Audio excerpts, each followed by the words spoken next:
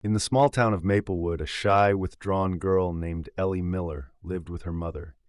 Ellie was 15, tall for her age, and painfully self-conscious.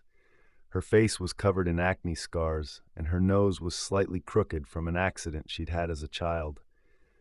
The kids at school never let her forget it. Words like ugly, weird, and freak followed her everywhere she went, leaving her feeling small and invisible. Ellie wasn't always like this. There was a time when she laughed freely, played outside without a care, and even dreamed of becoming a painter. But years of relentless bullying had eroded her confidence, leaving her a shadow of the person she once was. One morning, Ellie walked into the kitchen carrying something peculiar, a large rectangular piece of cardboard with holes cut out for eyes and a mouth. Her mother, Clara, a nurse who worked long hours, glanced up from her cup of coffee. "What's that for?" Clara asked, her voice laced with concern. Ellie hesitated before answering. "It's a mask. I made it. I'll wear it to school." Clara's heart sank. "Ellie, you don't have to do that. People should accept you for who you are." Ellie shook her head. "They don't, Mom. This way they can't see me."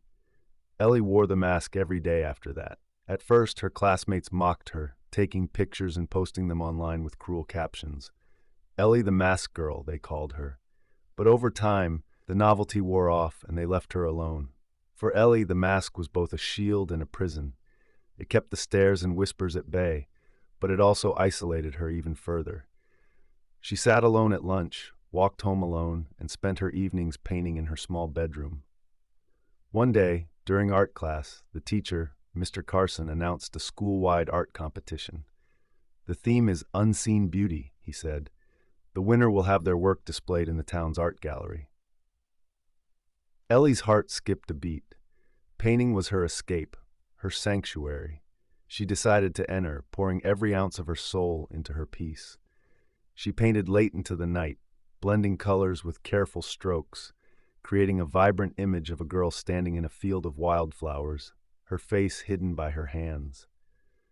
When the day of the competition arrived, Ellie submitted her painting anonymously, too nervous to attach her name. A week later, the principal called an assembly to announce the winner. Ellie sat at the back of the auditorium, her mask firmly in place. "The winner of the Unseen Beauty competition is," the principal began, pausing for dramatic effect. "Ellie Miller." Gasps echoed through the room as Ellie froze in her seat. Mr. Carson walked to the microphone, holding her painting. "Ellie, this is one of the most heartfelt pieces of art I've ever seen. Please come up here and share your inspiration." Ellie's hands trembled as she stood. The students whispered, their eyes fixed on her mask. She climbed the steps to the stage, clutching the microphone. I painted this because it's how I feel," Ellie began, her voice shaking. "Sometimes we hide because we're scared people won't like what they see. But there's beauty in all of us, even if it's hard to show." The room fell silent.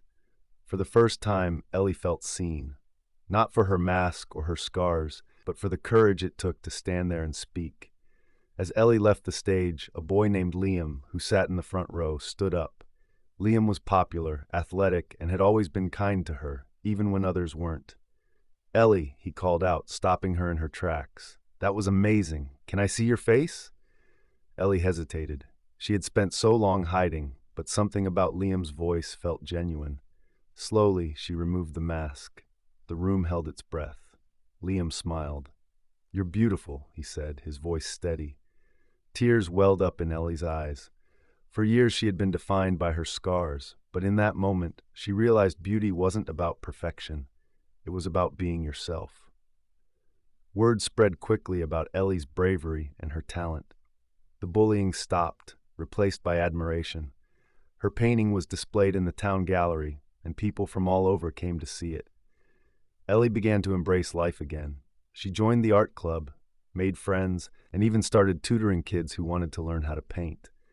The mask stayed on her bedroom shelf, a reminder of how far she had come. And while the scars on her face remained, the ones on her heart began to heal. Ellie learned that sometimes the hardest thing to do is let people see the real you. But when you do, it can change everything. In the end, Ellie didn't just find her voice, she found her strength. And that, she realized, was the most beautiful thing of all. That's the story, friends. I hope you enjoyed it. It was a pleasure sharing it with you all.